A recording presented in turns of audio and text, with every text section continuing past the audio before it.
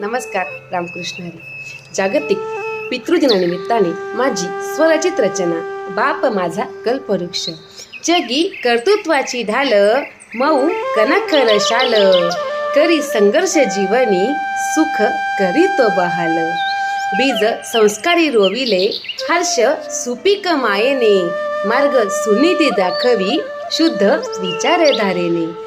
सूत्रधार कुटुंबाचा आधारस्तंभ तो घराचा, पुन्हा दावी वेदना ध्यास पक्षी उडण्याचा.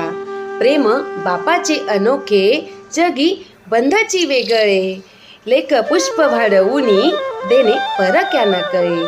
रात्रंदिन कष्ट करी लेकरांच्या सुखासाठी, हार आनंदाने मानी आशीर्वाद असे पाठी.